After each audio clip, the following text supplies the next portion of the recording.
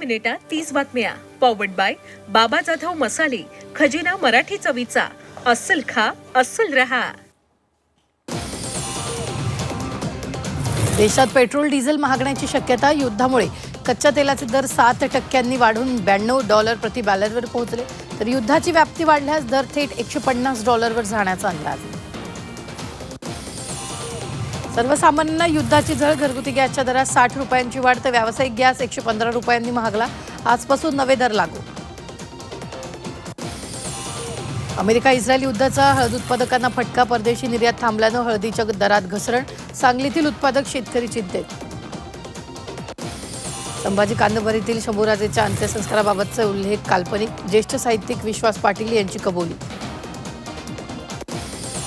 विमान अपघात प्रकरणात एफआयआर दाखल करण्यास टाळाटाळ. रोहित पवारांचा सीआयडीवर गंभीर आरोप.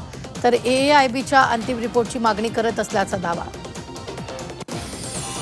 अर्थसंकल्पानंतर विधानभवनात मुख्यमंत्री फडणवीस आणि उद्धव ठाकरेंची भेट. दोन्ही नेत्यांची क्षणभर चर्चा. तर समोर येऊनही उद्धव ठाकरे आणि उपमुख्यमंत्री शिंदेंनी नजरानजर टाळली.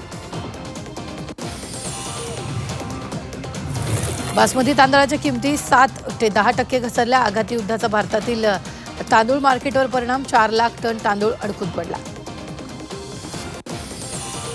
अर्थसंकल्पात शेतकऱ्यांसाठी राज्य सरकारकडून मोठी घोषणा. पात्र शेतकऱ्यांना 2 लाखांपर्यंतची कर्जमाफी. तर नियमित कर्ज भरणाऱ्यांना प्रोत्साहनपर 50,000ची मदत.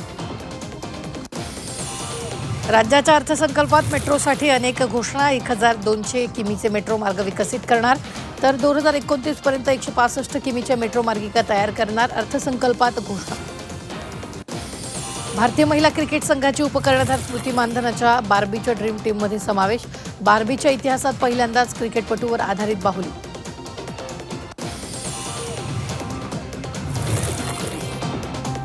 पश्चिम रेल्वेवर धावणार वर्ल्ड कप स्पेशल ट्रेन. अहमदाबादमध्ये होणारा फायनलसाठी विशेष ट्रेन. फायनलमध्ये उद्या भारत न्यूझीलंड भिडणार. T20 वर्ल्ड कप फायनल आधी टीम इंडियाचा मोठा निर्णय. अहमदाबादमधील हॉटेल आणि ड्रेसिंग रूम बदलली. 2023च्या वर्ल्ड कप फायनल पराभवाच्या आठवणी टाळण्यासाठी बदल केल्याची माहिती. रविवारी मध्य हार्बर मार्गावर मेगा ब्लॉक काळात जलद लोकल धीम्या मार्गावर धावणार. हार्बर मार्गावरील फेऱ्या रद्द. मार्चच्या सुरुवातीलाच मुंबई तापली. काल 38.9 अंश सेल्सिअस तापमानाची नोंद. गेल्या 5 दिवसांपासून मुंबई, ठाणे, रायगडसह राज्यभरात वाढला उकाडा.